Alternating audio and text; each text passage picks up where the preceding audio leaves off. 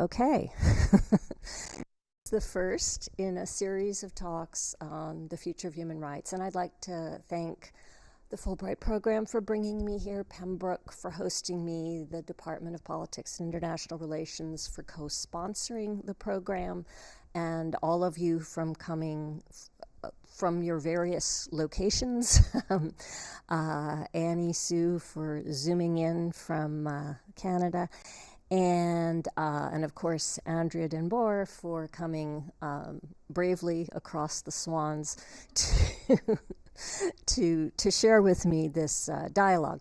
So this is a revisitation of a project that I published in 2018 called The Future of Human Rights, which was an attempt to map across a variety of trends, decades of my own scholarship, watching decades of human rights scholarship emerge as both a subfield of politics and international relations and an interdisciplinary field of inquiry with clusters and networks of scholars through the American and International Political Science Associations, the International Studies Associations.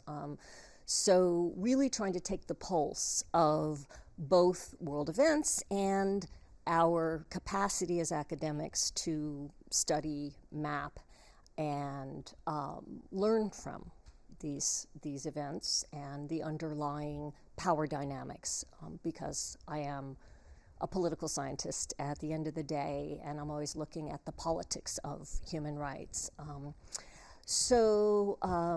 In that project, I identified a series of key issues that I thought were particular lags or gaps or areas of expansion of human rights or areas of contestation that we needed to pay special attention to. And so the series is planned around revisiting some of these key themes. There were about 8 or so in the book. So in each of these lectures, I have invited a guest from a British university to dialogue with me about their own related work on a particular theme. And what I will do first is introduce the overall framework, very briefly, of the Future of Human Rights project, and then review very briefly a little bit of the standing human rights scholarship on whatever the issue of the day is, and then review a little bit my own research and contribution, and then the scholarship of my colleague. So today will be, you're so lucky, especially long, and I'm infamous for this, but I'm really going to try to consolidate, and I actually test piloted that my Zoom colleague was my focus group for this. So this has actually been cut. So the Future of Human Rights cover is there. That book happens to be available from Polity Press, British publisher, which does both. It's an academic press, but it does a very public-facing work. And then this is the cover of the day's theme, which is a book that happened to also come out in 2018, The Struggle for Freedom from Fear, about global patterns of gender-based violence as a human rights problem. And now I need to, there we go. So a few slides first, revisiting the future of human rights. And of course, we always need to begin, particularly in an interdisciplinary audience, with asking what are human rights? And the basic standard is set in the Universal Declaration of Human Rights and in the UN Charter that we are free and equal in rights and dignity. Each term of that equation has been deeply interrogated and contested. And human rights operate as both a normative ethos, an aspiration, a field of ethics and and even religion and theology, an institutional regime. So anybody who's studying international relations of any sort will benefit from reviewing the toolbox of human rights. A political strategy for movements and advocates worldwide, a global lingua franca that has become an increasing area of diplomacy, foreign policy, and a practice of human rights movements. And so in the book, I talk about human rights as a movement toward, not just a movement in the sense of social movements and advocates, but a movement toward freedom, dignity, and equality. In other words, rather than a fixed set of standards, it is a dynamic process. The Vienna Conference of 1994 established an international consensus in principle, of course, in theory, that human rights are universal, indivisible, and interdependent. And then we have a whole set of feminist theorists, prominently Martha Nussbaum, who have tried to articulate a more progressive and inclusive vision of human rights as empowerment and as a movement toward expanding the capabilities rather than departing a little bit from the sort of Enlightenment era liberties and freedoms model toward a developmental capabilities building and based on more collective concepts of care. To the extent it operates as a lingua franca and an institutional regime, it is necessary but not sufficient global social contract. So there is plenty of room, and I would argue necessity, for other standards such as justice, equity, and inclusion. And again, my emphasis and the sort of school of human rights scholarship, the constructivist school, sees human rights as a dynamic, a pathway, and not an end state. And so my formula in the future of human rights is that rights are not the answer, but rights are the right question. Rights, in fact, are a set of questions that drive and inspire the development of global governance and political action. And those questions we can kind of read from the historical record. Who is human? What is right? And for politics, most important, who is responsible for providing those rights? So that was the first decade or two of human rights scholarship, or maybe a century. And the next thing is to assess this set of ongoing debates that we have in the study of human rights. And the sort of most famous protagonists of the optimistic and pessimistic view. This slide was too crowded, or I would have put theater masks on, you know, happy, sad. So Samuel Moyn, who I believe visited here last year and gave some lectures, and also your local colleague Stephen Hopgood have written about the end times of human rights and the radical insufficiency of human rights, and human rights as a sort of a kind of dead end of liberalism that has crashed into neoliberalism.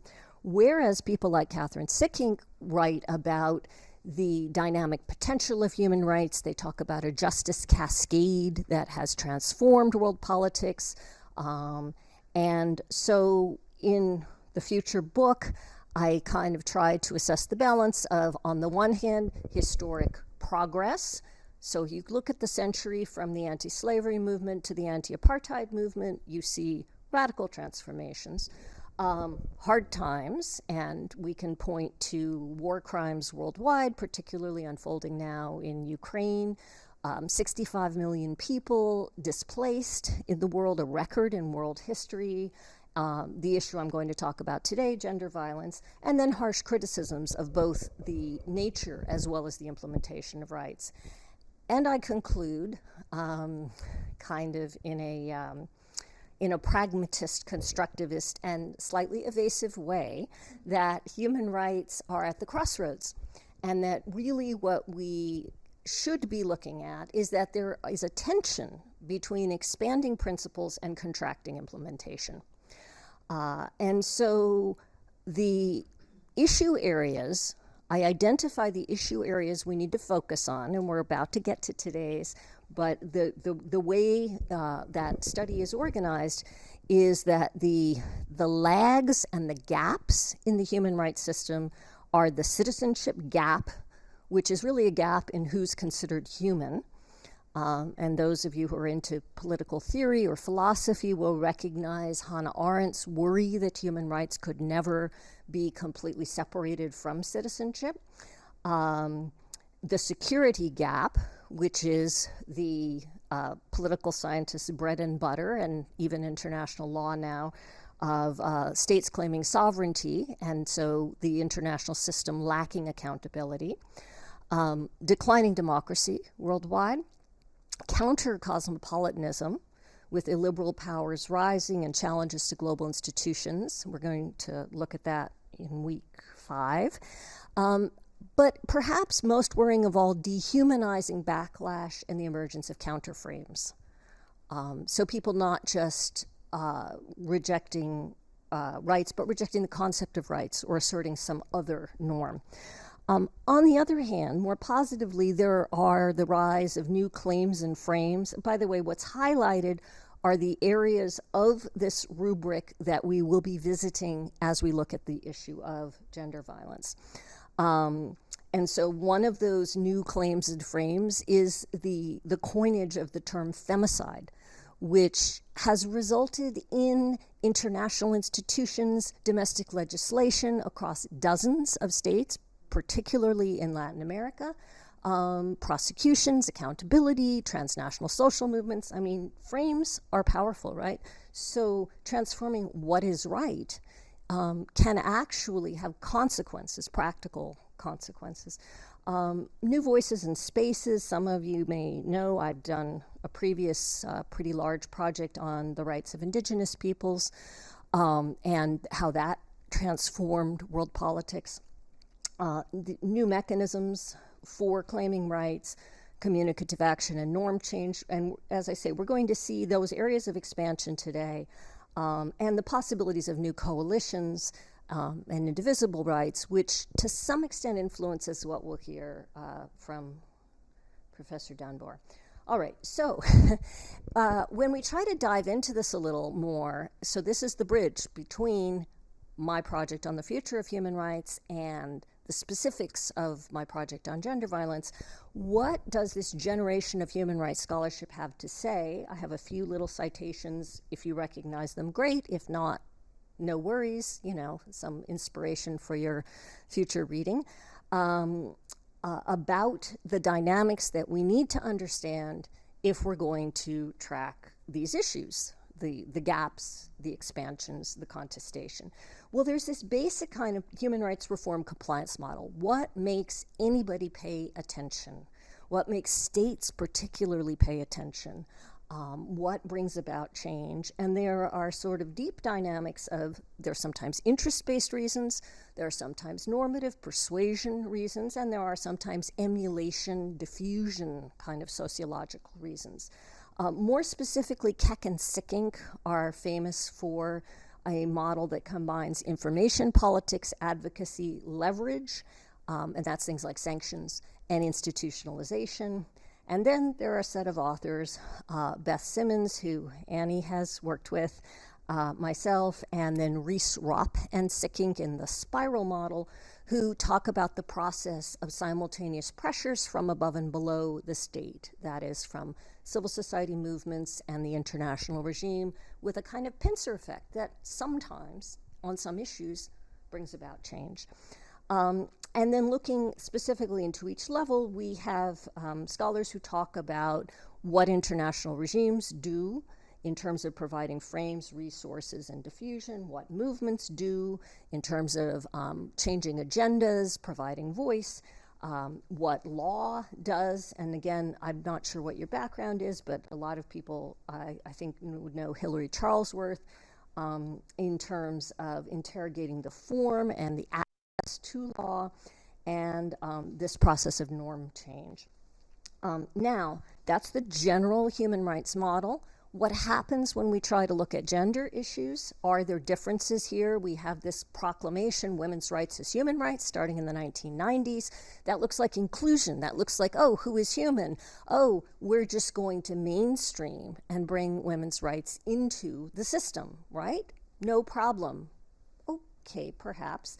There are some contradictions. A whole set of scholars that I've worked with, particularly in the Woman Stats Project, which is how I know Andrea Denbor, and headlined by Valerie Hudson, who's a known figure in the women, peace, and security world, talk about patriarchy as a parallel social system, parallel to state oppression, right? We have state oppression, we have market oppression, but we really need to understand the particular dynamics of patriarchy as an exploitive social system of stratification.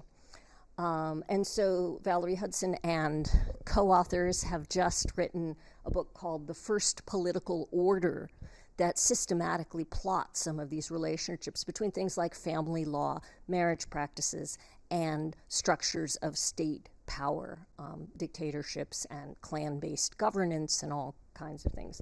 On top of that, we have some people, a local person at, I think she's at LSE now, Sylvia Walby, who has talked about gender regimes, specific configurations of patriarchy that operate in specific ways. We have some American political science types who have been measuring what they call the logic of gender justice. So on particular issues, whose voice matters, and they examine political parties, social movements, labor relations, and how you get to rights, where you get better rights on particular issues, ranging from women's suffrage to labor rights to gender violence. And we have people observing, as I do in the book, bridging frames. So sometimes you don't get where you need to get by advocating anybody's rights. Sometimes it's when you reframe rights as a development problem, a health problem, a security problem. And that brings advantages, but of course it also brings trade-offs. And I think we're going to hear more about that when we talk about foreign policy. Okay, so today's theme, Futures Female, Women's Rights, and focusing, why did I focus specifically on gender-based violence as a social problem? Well, first of all, it is the major lagging area of women's rights. We have obviously tremendous expansion in political participation. I mean, voting is no longer an issue in most countries in the world. Gender-based violence has a pervasive impact on 1 billion lives. There's a movement called 1 Billion Rising because that is the number of women estimated worldwide who have suffered gender-based violence in their lifetimes. The World Health Organization has done these macro studies putting together, and they estimate that 1 out of 3 women in the world has suffered violence, and 1 out of 5 has suffered sexual violence. It has tremendous implications for development, conflict, refugees, environment.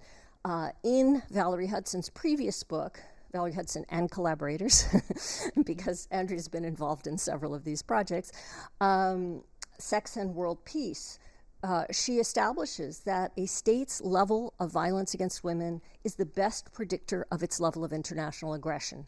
And that's controlling for all the usual suspects of development and religion and all those other things that social scientists like to model.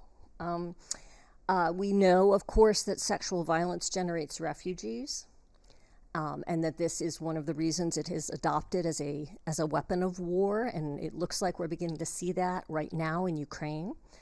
Something that Andrea's been involved in quite a bit in a book called Bare Branches is that the systematic suppression of female births, as occurred through the one-child policy in China and more informally in India, has systematic consequences for levels of crime, trafficking, and militarization in states that practice it. And just one estimate by some economists of the costs of domestic violence are that it costs over $4 trillion a year, comprising 5% of global GDP. So the inspiration for the particular project is the puzzle that gender violence in a certain set of countries or well, worldwide, but particularly concentrated in a certain set of societies, is stagnant or rising despite globalization and despite increasing levels of development. About 2/3 of the world's population live in middle income, highly unequal, highly globalized, semi-liberal, semi-democratic, not entirely dictatorships, but they're declining democracies. So the former term people used to use a lot in political economy was the Brysk countries: Brazil, Russia, India, China, South Africa. I didn't have access to all of them, but I did manage in this book to look at Brazil, Mexico, India, South Africa, the Philippines, and Turkey. And again, the puzzle here is that all of these countries have had rapid gender role modernization. Women's education is rising. Several of them have had women as political leaders. Female labor force participation, that's that World Bank abbreviation, urbanization have all increased greatly, and yet gender-based violence is increasing or stagnant, and there are debates about how much we know and whether we're just measuring more, but it looks like there is a genuine increase in many cases. So the question is this but or because of globalization and development? So my attempt to contribute to this is twofold. One is to take that dynamics of change that we already know. We have a generic model of this from the human rights scholarship about what do international regimes do, how do we change laws, how much influence can social movements have on human rights in general, with some slight adjustment and inflection for the gender basis, particularly on issues of norms, and add some gender-specific issues that there's going to be debate and contestation over the public and private sphere. So clearly what this contradiction I'm pointing to looks like a public-private, right? Women's public rights are increasing. Women's private rights status is stagnating or even becoming worse. And what the other thing, though, that I notice is that we have this bridge to development. That's a pretty generic thing. If we think about it, if we do a rights-based framing and we think about social rights, right? Human rights, free and equal in rights and dignity, right? The right to education, the right to health, all those rights have been there from the beginning. They got sort of distorted and twisted during the Cold War and split up into East and West, but we are having more attention to social rights, particularly as countries of the Global South participate more in the international regime, right? And so when we think about social rights and we think about systematic barriers that are gender-based, we need to think about public policy. We need to think about transportation and water and healthcare and urban planning and those issues. Okay, so that's one thing.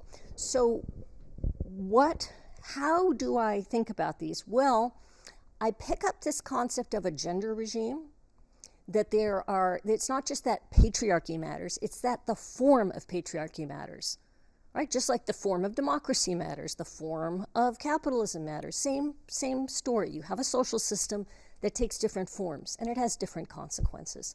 That makes sense, right? So different forms of patriarchy tend to generate different forms of abuse. And that's because they have different logics.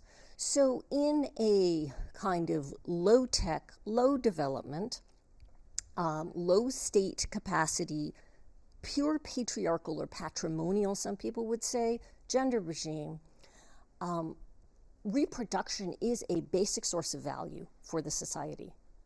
So you have phenomenon like child marriage, because that is a basic dynamic of the exchange of goods and services that makes the society run, and inheritance of land, which is the only way you generate value. Right? But in a semi-liberal society, women's public labor is part of the economic model. Women's public participation is part of the political model. Women are mobilized to support governments and so forth. And then when you get to a fully liberal model, women do have equal citizenship, but there are lags in the private sphere. So if you break down the issue types, abuses of self-determination, things like child marriage, trafficking, abuses of femicide, which includes domestic violence as well as fatal femicide, and then sexual violence, there are slightly different incentives and slightly different patterns in these types of regimes. So patriarchal regimes endemically suppress self-determination. They have to. That is the logic of it. And it's tremendously controversial to explain everything going on there, but I think I can safely point to Afghanistan as an instance of that. Now, semi-liberal regimes, the frontier of human rights abuse and response is femicide, because femicide is occurring at the boundary between public and private. It's just as women are leaving the private sphere and going into the public domain. And the term was invented around the borderland killings in Mexico of women who had migrated to work in sweatshops at the US-Mexico border. And the movement against femicide has been very much a Latin American movement that has spread throughout the hemisphere. Liberal regimes don't have systematic repression of self-determination, and femicide exists, but there are legal responses, and it is mostly concentrated in more marginalized and rightsless populations. It occurs everywhere, but the real frontier there is sexual violence, and particularly sexual violence in private domain spaces and corporate semi-private spaces like universities, the military, churches, and religious institutions. Right? So there's a logic to this. So if we can map that out, this is what I try to do in the book, we have a better chance of applying our understanding built up from a generation of human rights scholarship to how to respond, to how to use this repertoire and these tools to respond. I have a generic illustration of how the regimes and the issues play out that crosses all of my country cases. I thought it would be a little bit more legible in this compressed setting to focus on one of my country cases, India. But of course, despite my promises, I'm running later than I wish. So I'm going to just dance around this and just leave it up. And those of you that have particular interest in the case can follow up with me, okay? So India is a semi-liberal transitional case, but India has more lag than usual in the self-determination abuses because of the extremely uneven development pattern in India. So India, for example, has more child marriage than Brazil, which is, comparable in other ways. And I've put up some photos here that illustrate some of the responses to some of these problems. So the top photo is called the Gulabi Gang. Has anybody heard of this? Does anybody have an interest? Okay. Someone who promised they were going to attend has a special interest in India, so I put the India slide. Anyway, so the Gulabi Gang is this pink sari movement. This is a movement of village women, but it has spread across hundreds of villages in India. It was started by a woman who was a social worker, who was encountering all the consequences of gender violence in areas that she worked in.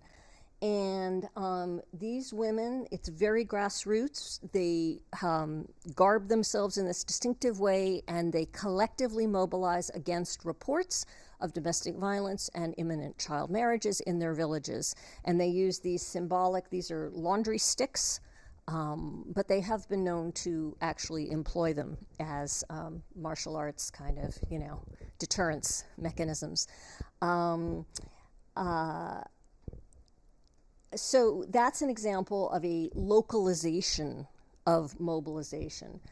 There, of course, have been legal changes. There have been public policy changes, like the state in some areas of India will establish daughter funds, that when a girl is born, they start depositing money, and if she isn't married until 18, she gets the money as a scholarship to send her on to school.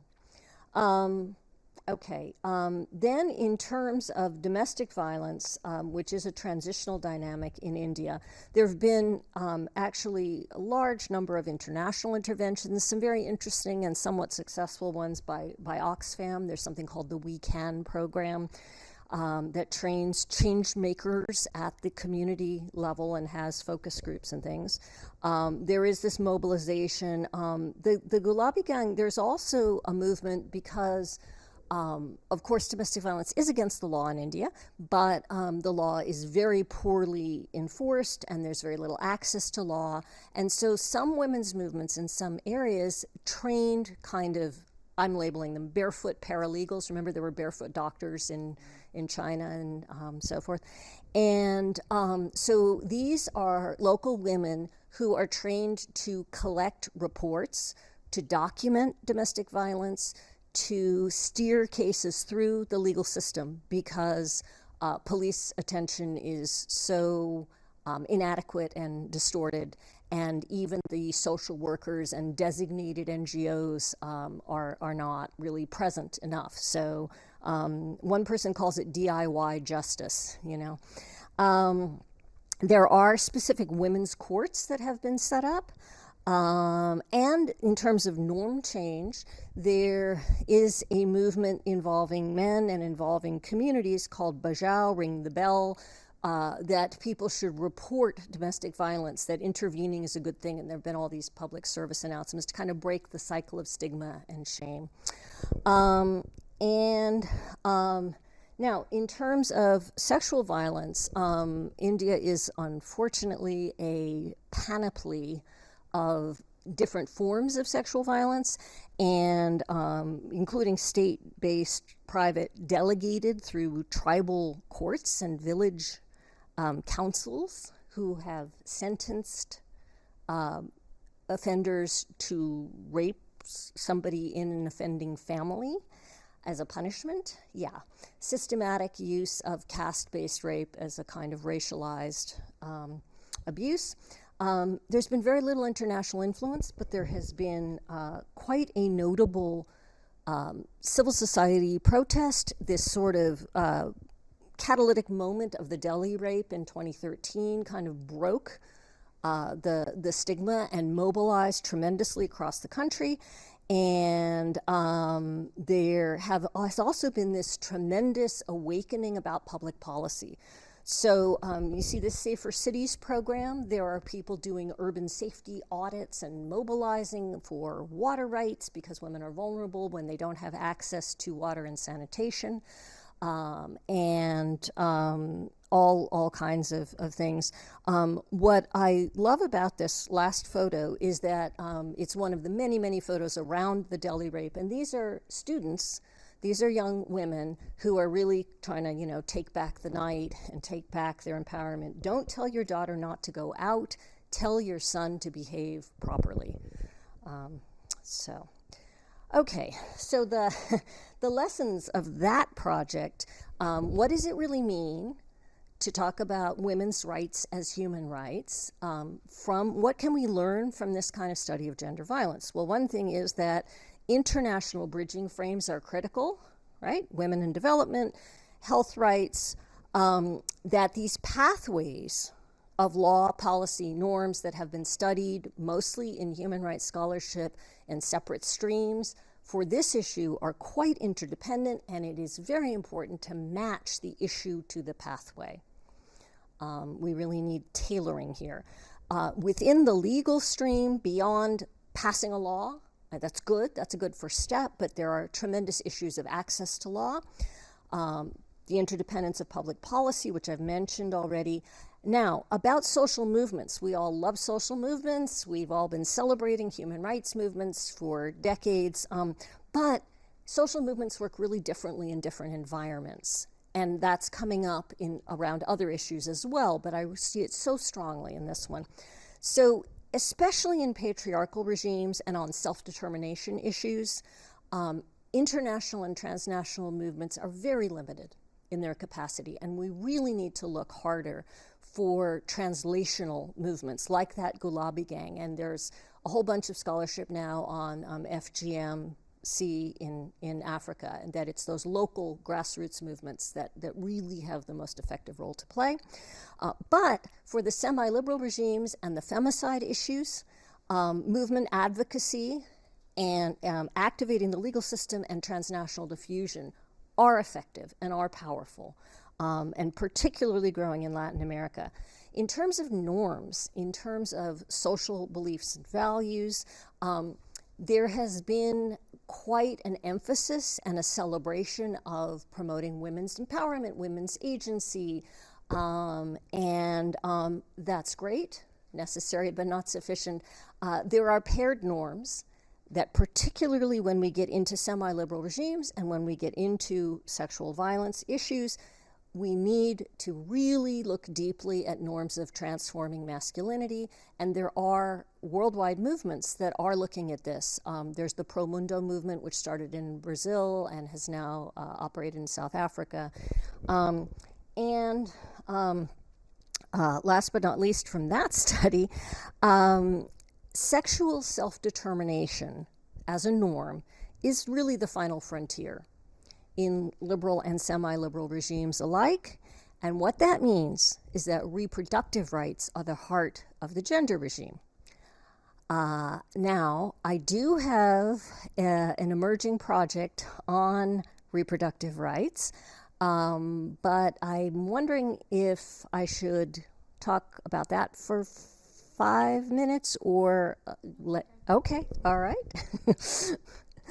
All right, so in the years since 2018, when I completed this study, continuing to follow these issues, but really trying to look beyond at the next step. The other thing that I keep noticing is that democracy is declining everywhere, and populism and nationalism are rising everywhere. And I'm working on an edited book project, and I stand on the shoulders of many colleagues who I have chapters in hand and papers people have presented on Central Europe in general, on Poland, on Brazil, on Turkey, on the Philippines, and of course even on the United States. And we are noticing not only a deterioration in democracy, but we are also noticing that there's a gendered character to that. We're noticing that those populist nationalist leaders tend to be, let's see, what would a political scientist call it? Macho pigs. No, they tend to have, let's see, the academic term, performative masculinity as a leadership strategy, right? That's the official term. But I just thought you deserved a little relief at this point. In tandem with this, I've been working with a graduate student who is more quantitatively oriented on a project trying to tease out the impact of different kinds of norms and characteristics on abortion rights attitudes, because we're seeing regression in abortion rights worldwide, right? And so the standard story is that religiosity drives this and religious affiliation drives it, but that's not quite sufficient. It doesn't quite explain things. For example, neighboring countries of Argentina and Brazil, and Brazil is doubling down on the populism, nationalism, gender suppression, and anti-abortion sentiment, whereas Argentina liberalized abortion, very Catholic Argentina, liberalized abortion in 2020, right? That's, you know, as a social scientist, you gotta go beyond religion. The other thing that is sort of, you know, standard in the literature is liberalism, gender liberalism, you know, modernity, and that gets you a certain distance, but there are some gaps and contradictions there. Anyway, we started looking at nationalism. We started looking at ethno-nationalism, and we were able to tease out of the World Values Survey some data that specifically focuses on that. This is just the bivariate correlations. We go on to do regressions. Is anybody here a quantitative social scientist?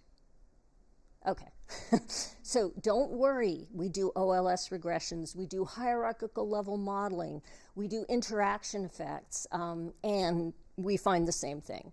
And it's not perfect, but it's kind of, you know, we have world value questions on ancestry, ethno-nationalism, and on xenophobia, distrust of foreigners. We control for political conservatism. We control for distrust of people in general. We control for religion. And we still find there's something going on here.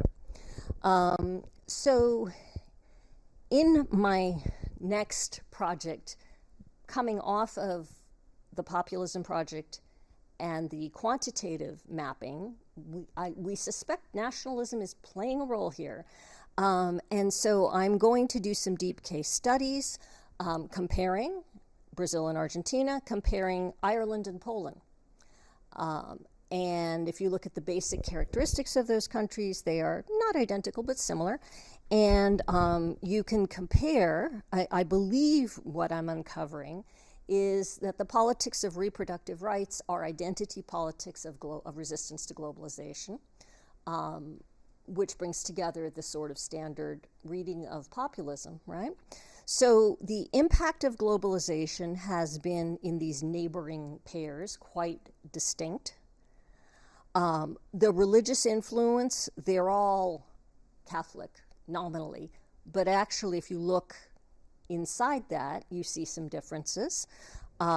Religious influence, the Catholic influence is declining in Brazil and evangelical influence is growing, and that matters a lot for the politics of this issue. In Ireland and Poland, you have very strong Catholic churches, but the Irish church has become much less relevant and very much discredited by scandal, whereas in Poland it's become a source of national pride and resistance to globalization.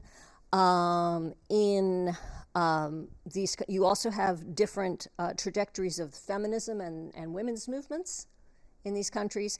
And what I want to point to particularly is that in Argentina and Ireland, you have women's movements that were linked historically to other powerful movements. So in Argentina, the human rights movement against the dictatorship was very much a gendered movement, and there are women's human rights movements. Whereas Brazil had a human rights movement, Brazil has had a women's movement, but they weren't linked. And therefore, they are more easily destroyed, suppressed. And in Ireland, the women's movement gained social capital from the peace process, from women's involvement in the peace process.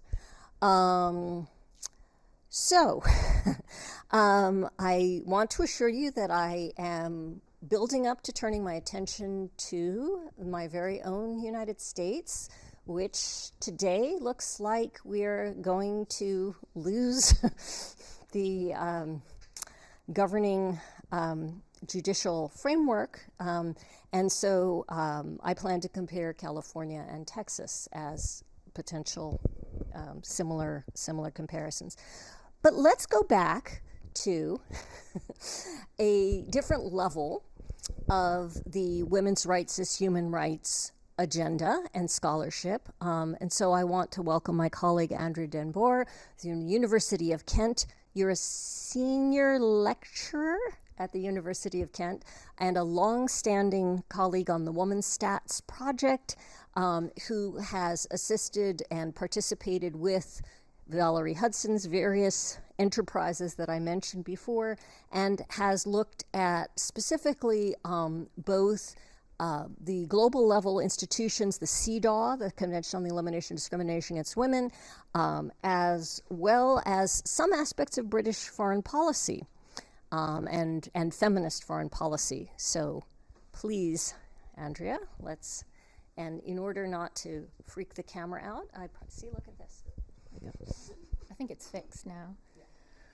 Okay, thank you everyone, and thank you Alison for inviting me to enter into this dialogue with you. I thought, so because of the topic of today's discussion being the future of human rights, and the future is female, I thought that, my research over the years has been focused on gender-based violence, everything from sex-selective abortion and female infanticide to domestic violence and other forms. And at the same time, as Alison was mentioning, I've been doing a lot of work to look at the role of the Women's Rights Convention, the role of women's mobilization around these issues. So in order to kind of, bring some of these themes together today, I thought I would address one of the kind of crossroads. So Alison was saying, in many ways, we're at a crossroads with regards to women's rights. And I thought I would focus on one that's drawing a lot of attention at the moment, because it raises a lot of questions about how we understand women's rights, how we best achieve a change in women's rights. It raises questions about hard versus soft international law, as well as issues of accountability and other things. And that is a sort of campaign at the moment that is seeking to develop a new treaty around the area of violence against women or gender-based violence. So I've done a lot of work over the years looking at CEDAW. So this is the Convention for the Elimination of All Forms of Discrimination Against Women. And I'm going to kind of draw on a little bit of that research as I kind of address this campaign and some of the questions that it's raising. Of course, gender-based violence takes many, many different forms. So, I've mentioned a few so far, but also, trafficking, FGM. The number of issues are multiple, and they are both private and they are both and as well as public. So we have sexual violence occurring in the home, particularly marital rape, and then we also have sexual violence occurring in conflict that's also drawing a lot of international attention.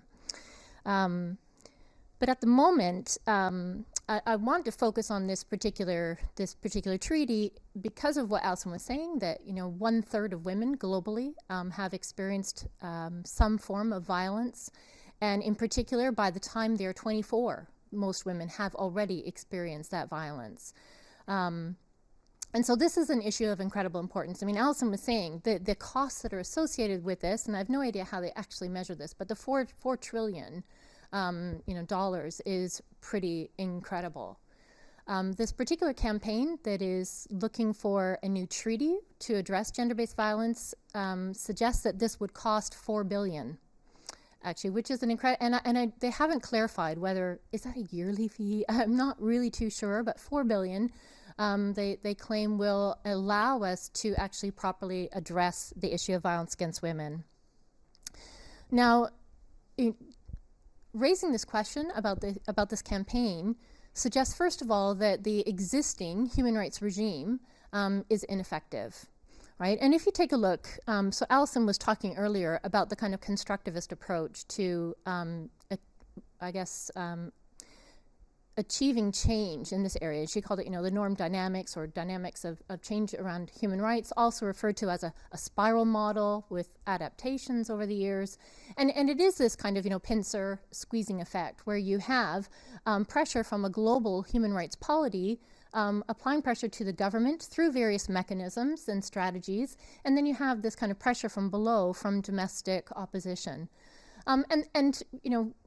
further research into this kind of pincer effect has qualified that there are some areas where this works more effectively, and some areas where, and some states in particular where it doesn't. And this depends on things like a state that's undergoing conflict is not going to be very susceptible to, pressures from the global human rights movement. And we have to think about regime type and, the kind of work that Alison has done, identifying, sort of for example, the more patrimonial or patriarchal regimes are not very susceptible or vulnerable to those kinds of pressures, state capacity, and, we have both a material as well as sort of a social and ethical kind of vulnerability. And then there are other things as well that we have to factor in, and that's, the strength of the judiciary, because you can actually, affect change in terms of laws, but if you haven't got effective judiciaries in the state, it's not actually going to lead to real change for individuals and for women in particular. And so, some of the research that I've done has been to kind of unpack some of these things and to investigate, where this works and where it doesn't work. And, one of the things that you may notice from this is that this kind of project and examination of, norm socialization doesn't really have a lot to say about that global human rights polity. And it doesn't really unpack the work of the Women's Rights Convention, for example. And in fact, this kind of model has primarily been used for civil and political rights, especially personal integrity rights, the kinds of things that political scientists are really most interested in and that they feel are rights that should really be respected everywhere. But very little research has been done actually to unpack some of these with regards to women's rights. And so I've taken a look, for example, at how CEDAW works. So CEDAW, this convention, the Women's Rights Convention, how it works in this area. And so the first thing about this movement at the moment, or campaign, for what's called the Every Woman Treaty, right? So that we need to create a treaty that will better address gender-based violence, assumes, first of all, that, this is somehow not working, right? So the pressure that's being applied by the Women's Rights Convention and the NGOs who work within it, applying pressure to states, is actually not working in this area. And so one of the first questions, of course, we want to ask is that true, right? And in order to assess that, we have to have a little bit of an understanding of how the Women's Rights Convention actually addresses gender-based violence. And it may surprise you to know that this convention, which was written in 1979 and came into effect in 1980, doesn't mention violence at all, right? It mentions trafficking, and it mentions, some of these, it mentions education, and it mentions rights in marriage and other things, but nowhere does the word violence actually appear, not rape or anything else, because this was actually not in the minds of the drafters of this particular convention. It's actually only in the 1980s, so after the convention's already been, adopted by states and being ratified by states around the world, that women's rights activists turned their attention to this issue of gender-based violence. And it was actually one of the UN Decades for Women that drew attention to this and culminated with a lot of sort of movement in the 1985 Nairobi conference around this issue. So for the first time, women's rights groups are saying, actually, one of the fundamental things that really concerns us is violence that's happening, and there are no laws to protect them. So in the 1980s, women's rights groups at the UN began to look at this issue, and we, eventually have, for example, a declaration in 1992.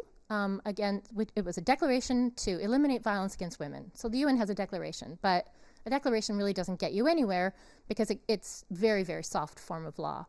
So we had the Women's Rights Convention then draft what's called, it's kind of like an amendment to the treaty, which is called the General Recommendation. And this was General Recommendation 19. So this asks states to then respond and tell them, as they're reporting every 4 years to the convention, what is the situation of violence against women in your state. And so we have this kind of mechanism, but it really is a very ad hoc kind of mechanism. Now I've done some research into sort of 20 years of reporting to CEDAW in this area, and in the early years, sort of 1990s and into the early 2000s, it was really hit or miss whether CEDAW actually asked states to report on this, because states weren't thinking about it. They were only looking at the primary articles of the convention, so they weren't reporting on this issue. But as they enter into a dialogue with the committee members of the treaty, you actually get states such as, for example, North Korea, saying, gosh, we didn't even know there was such a thing called marital rape. until we looked at the terms of the treaty and started to fill out our report, right? And so you have this dialogue actually, in some cases, then leading to real change. And so I mapped this over time, taking a look at how the dialogue, how then with the sort of observations and the recommendations by the treaty did actually lead to improvements in laws and in policies and creating shelters and other things for women. But not in all states, right? The DPRK, which of course said, oh, wow, we didn't know about marital rape, we'll take a look at it, to this day still does not have a domestic violence law or has not criminalized marital rape, right? So there still are these states that are definitely holdouts with regards to domestic violence laws. And I've recently completed a large project looking at domestic violence laws all around the world, taking a look at where we see these laws happening, what is the strength of the laws, and you can really see patterns emerging, and you can see that dialogue with CEDAW has actually played a role in the development of those laws, again, in some states. You have some states that completely ignore the kinds of pressures that are being placed upon it. And if I give you one example of Cameroon, for example, already in the 1990s, you had the Women's Rights Convention telling Cameroon in their first periodic report that they submitted that they need a domestic violence law. And Cameroon, in their dialogue, said, you're right, okay, this is a really good idea. We'll go back with our women's groups and we'll develop a law. Well, come the next report, they still had no law. And so in fact, CEDAW invested resources, so did UNIFEM, which was then now it's part of UN Women, but UNIFEM actually, sent lawyers and invested in funds to come up with a draft a draft law regarding domestic violence in the state. But still, by the time they submitted the next report, they still hadn't actually passed that law. And in the meantime, they've gone through the Universal Periodic Review process in the United Nations. And their own, sort of collegial states have told them, you need a law. This is other, African states, Ghana and others, very outspoken about the fact that they need a domestic violence law. But Cameroon, to date, still has no such law. They feel that their criminal code is sufficient. And the only thing that you can use their criminal code for would be, a very severe beating of your spouse. And for nothing else, certainly not sexual violence or any of the other economic or psychological forms of violence. So there are some states that certainly do not succumb to that kind of pressure. And so what we have within the United Nations, I'm trying to kind of, go through this quite quickly. That's okay, that's absolutely fine. What we have within the United Nations at the moment then, in sort of about 10 years ago, the United Nations has what's called a special rapporteur for violence against women. This was one of the other things that was created in the early 1990s. And the holder of this from around 2010 to 2015 put forward an argument that the existing mechanisms within the United Nations were insufficient to deal with domestic violence. Because, certainly if you would think that, if you think that so much of the world actually lacks sufficient laws in this area. And in case you're wondering, there are 32 states that still have no law against domestic violence. And if you begin to break that down, so we have 156 states that do have such a law, but these laws in some of these states are absolutely inadequate, right? So there are states, even here in Europe, where if the violence committed against your spouse does not lead to 21 days of hospitalization, you just get a warning. Right? So in fact, in Armenia, the fine is greater for littering than for beating your spouse.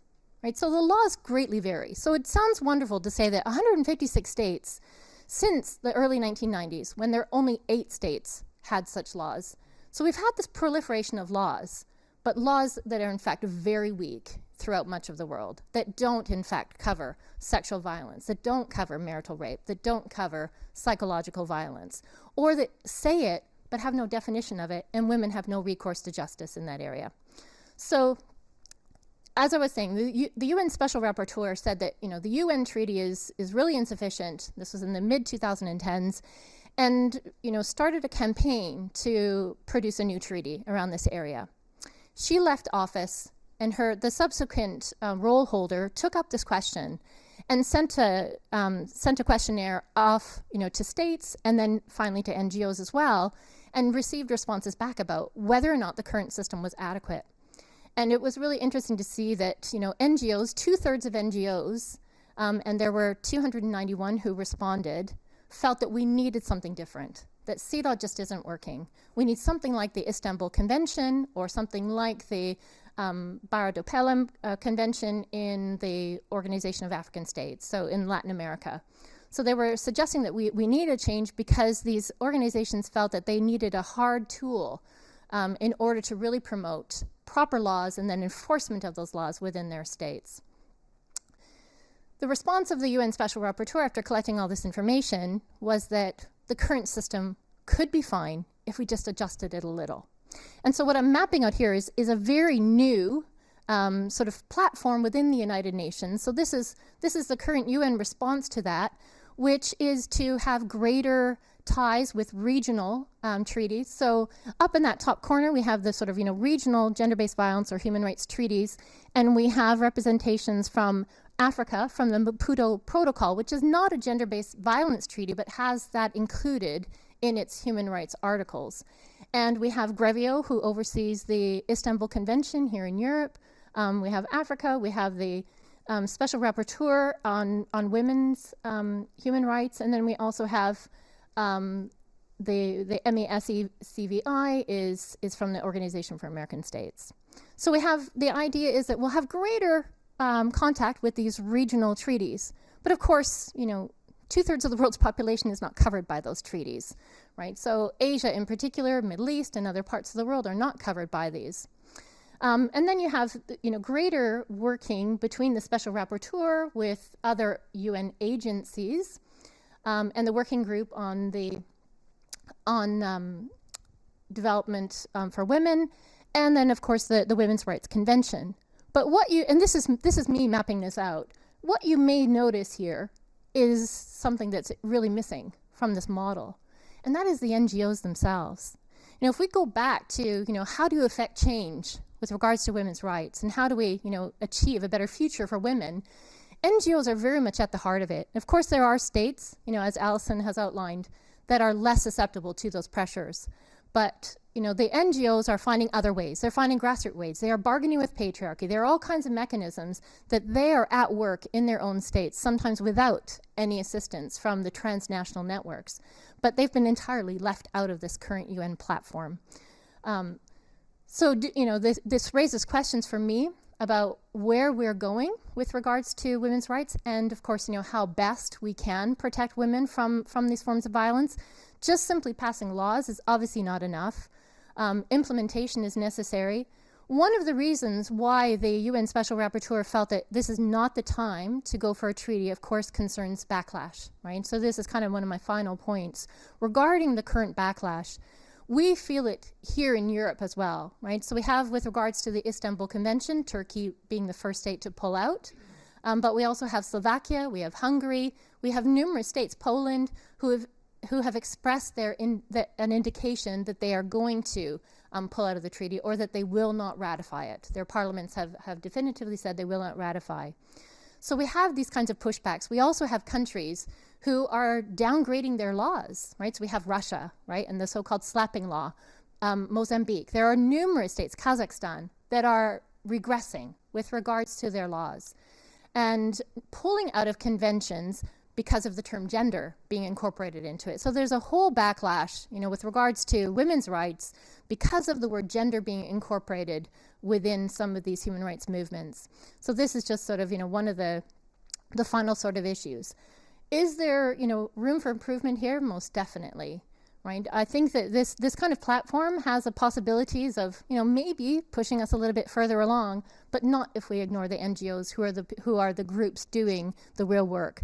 And the fact that, 2/3 of them have suggested that we need a new treaty, and the fact that, and I want to get the number right here, since I'm not even looking at my notes, over 1,700 activists have signed on to this Every Woman Treaty, which is, at the moment really pushing for adoption, but is being ignored by the United Nations. So I don't know what hope there is for it. Some states have come out in support of it. The Nigerian president just a few months ago, in his opening address at the General Assembly, spoke out in favor of this treaty. But to me, that seems a little bit ironic because Nigeria itself does not have a federal law on domestic violence, right? Only parts of the country do. So this is, again, this just shows some of the problems that we have with the women's rights movement in general. I think we can't ignore the call from these NGOs who tell us that they need something different and that this isn't working. So I will leave my remarks there then. Thank you so much. Now, this is supposed to be a dialogue. And this session, on the one hand, I did exceed my time period, but Andrea was quite concise and covered the whole global system. And because there are not as many people, the great good news is that you really have quite an opportunity to weigh in, that it can really operate as a seminar. Some of the subsequent sessions have 3 speakers, myself and a couple of others, or there may be more people. So I would really like to hear from you, any thoughts you have, and it'd be interesting to hear. I recognize a couple of people, and I know where you're coming from in terms of IR and children's rights, and yes, and some people have to leave. But anyway, we do have, a question period. And I know one of you has quantitative interests, so I'm not sure what you're modeling, but it'd be interesting, besides your questions about this, any comparisons to the work that you are doing in your own studies or your own research. Yes, I know. Is firstly a very pragmatic question about the form that these treaties take. Well, I was wondering on the conclusions whether this could be a protocol to CEDAW and why not actually doing a protocol to CEDAW and willing for a completely different treaty. Yeah, that's it. I guess I should. You should just stand up here so we can be like a team. I mean, this in fact was one of the suggestions from the special rapporteur when she sent out the invitation, and was one of her own conclusions that, when she was looking at possibilities, that a standalone treaty was one option, but simply a different optional protocol to CEDAW would be another. But at the moment, she's dismissed that. And again, one of the reasons being that she feels it's the wrong time for states to actually come together. There may be a regression in the text, that it may not protect as well as what we already have within General Recommendation. And there's a new one, it's 35, right? So General Recommendation 35 was written then because this wasn't going ahead. So it was only written in 2017. When they realized, okay, so we're not going to go ahead with an optional protocol. They wrote this new general recommendation. So at the moment, they're not going with any further optional protocol because of the fact that they fear it would be a regression of rights. Another question I have, do you know if there is any reaction from the other treaty bodies regarding CEDAW and regarding its potential marginalization by states? Whether treaty bodies are actually trying to distance themselves from them. I'm really thinking about the CRC. I haven't noticed this when The Convention on the Rights of Children. Yeah. So I'm working on the Committee on the Rights of Children, and I have been there recently, and I haven't noticed any pulling out from them. But I was wondering whether this could be a side effect that maybe you have seen because of states not willing to go into gender. I mean, at the moment, what I see is further collaboration. So they didn't actually ask the others. They asked all of the members of CEDAW whether or not they felt there should be a separate treaty on gender-based violence, and the overwhelming opinion was no, of course, right? And just last week, there was the Women's Human Rights Institute, which is located in Latin America and in Canada, held a seminar on this very topic, and one former and one current CEDAW committee member were present, and of course arguing very much against having any kind of treaty. But there was no information about whether any of the other treaty bodies were formally asked about it. But one of the things that the EDVAW platform is trying to do is collaborate much further and much more closely with the Convention on the Rights of the Child, because there's so many women and girls issues that overlap. You mentioned it's under 24s that are most Yeah. constant, and like 2/3 of these are children. That's right. Right, and child marriage is highly correlated with susceptibility to domestic violence. That's right, and it comes to- absolutely. Yeah. They are linked. Yeah. And I just wanted to point out a couple of things regarding your question. So one is that this this question of the architecture of the international human rights regime, and no, stay up here, Andrea. You know, that, so what I have told you is that law is necessary but not sufficient, and then, and that there are access issues and implementation issues that in a few interesting cases are being filled in by things like this, you know, Gulabi gang movement in India, right? But those are the exceptions. But that, I mean, that's the promise, that we can have social movements that can fill the gaps between law, where there's low state capacity, where there are access barriers, where there are generalized accountability barriers of all kinds of human rights for states, right? I mean, Mexico now has beautiful femicide laws, and you know, I don't notice that femicide has stopped or even been prosecuted more. But they did adopt much better laws and occasionally can get it implemented. But what Andrea's pointing to is that even getting those laws or keeping those laws, and that the old model, you know, the first generation human rights scholarship model, you get the law, you do the pincer effect, you get the from above and below pressure, right? The human rights movements advocating for a law, sometimes even helping to draft the law or helping to draft a treaty. As you may know, the Geneva Convention was partly drafted by the Red Cross. The Convention Against Torture was drafted in part by Amnesty International. So, you know, that complementarity has not only broken down, but now the treaties, you can't even get the treaties, and the treaties are not resulting in the laws, and then you can't enforce the laws. So there are breakdowns at every level. We should have another slide of that. But I mean, and I think that's actually something that just came together for me. See, the dialogue is working. It's not a happy conclusion, but I think it's important that we identify all the places that this is breaking down. But the other thing I was thinking, Anel, is the in terms of the reactions from the other treaty bodies, I think there is some small hope because, for example, the Convention Against Torture and the Human Rights Commission have some findings now on gender-based violence. So these bridging frames may be our last best hope as the women's rights specific frames that we thought we wanted and that feminist theory tells us we should be working for.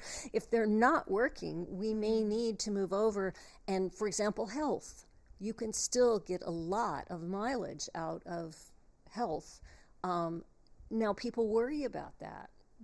And I mean, with children's rights, you should worry about that too, right? Because that can be very paternalistic. It's not necessarily based on empowerment. And, you know, and in the pandemic, we've seen distortions of health frame. But a health rights frame may be able to get past some of these barriers. Other thoughts, other questions. Again, even if you just came because you're curious and you work on something completely different, if it has anything to do with IR, human rights, or gender, you know, tell us how this looks to you. Yes. I'm a bit curious. Thank you for this presentation.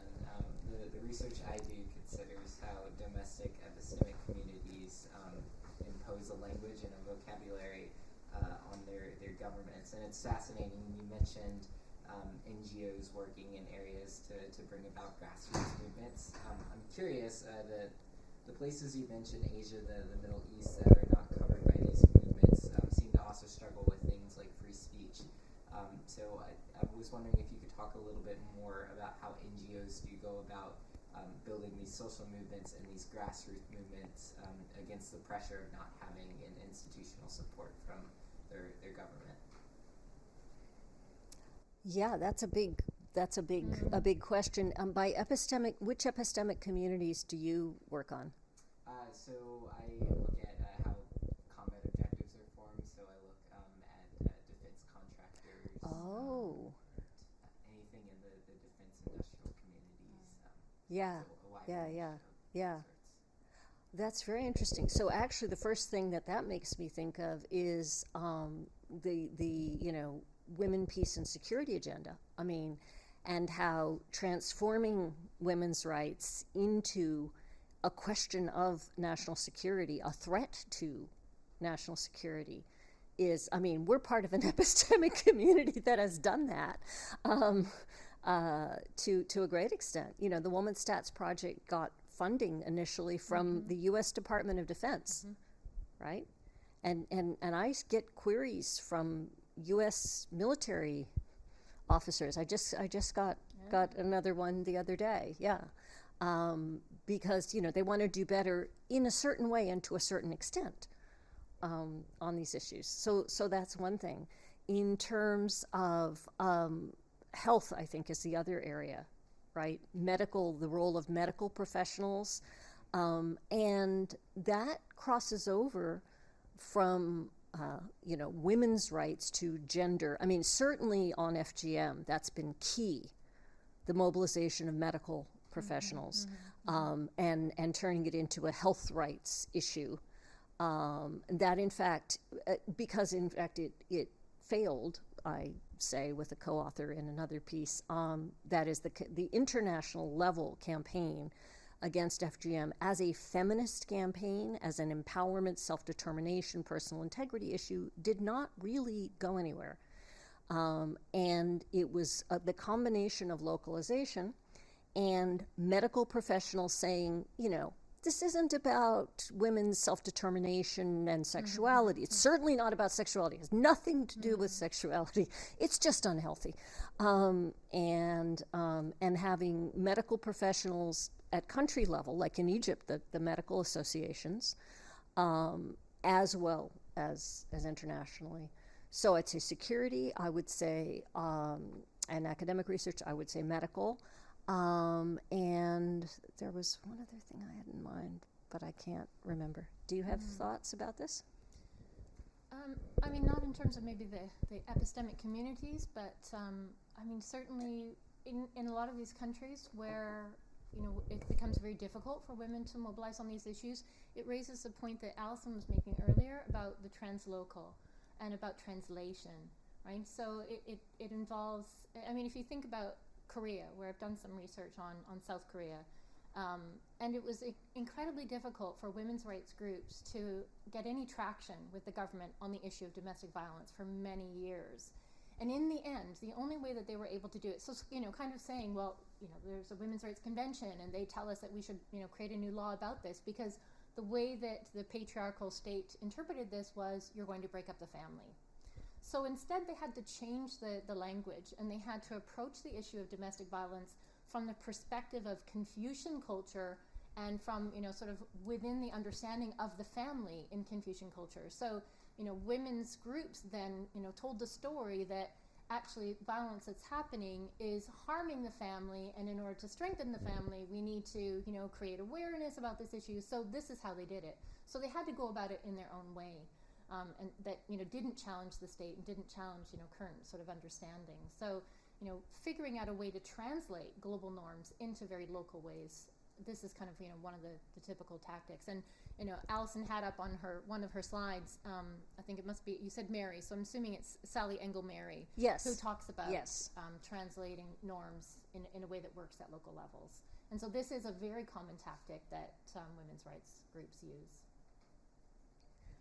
Yeah, I actually thought about, I have a related example, and I thought about something that was the third thing I was going to say in terms of epistemic communities. So lawyers and legal communities, both internationally and locally, can play a really important role in reframing things. So there is a group called Women Living Under Muslim Law, which is like 8 countries, 12 countries, something like that. Focuses in Malaysia. Our colleague Valentine Mogadam, Val Mogadam works on this, and they've had a lot of traction in like Morocco, Tunisia, so these women are legal specialists, but who are kind of bridging and negotiating with Muslim legal understandings and cultural understandings, and searching for pathways. But there are other examples from other cultural standpoints of that. And in terms of this translation that you found in Korea, I was thinking about, in 2019, I was in Taiwan, and which is notable for having probably the strongest women's movement and the best legislation in East Asia. And what I found there is a really interesting translation. It's the same thing, Confucian. It's a violation of, our family values. I mean, in general, violence is stigmatized, and there is this goes against harmony. This isn't a personal empowerment issue. It's not an individual rights issue, but it is a collective issue of the family and and healthy families. And our society needs to be built on healthy families. What's interesting about that, though, is that has also extended to a remarkably pluralistic attitude toward gay rights, and Taiwan's the first country in East Asia to have same-sex marriage. So it's interesting how, these bridges and transformations sometimes cut things out, but sometimes they actually open the door to a further extension of rights. And so that's another way I think we need to think creatively. I'm skeptical of this move to the regional institutions, but I understand the basis of it. This is a way of trying to localize, to articulate. I don't know how well you know, the OAS system, the MESCV, is actually a pretty good, pretty robust. They have follow-up mechanisms. They have all the member states in Latin America. They've been relatively better about passing femicide laws, particularly because you don't have a lot of pro-femicide constituency to overcome.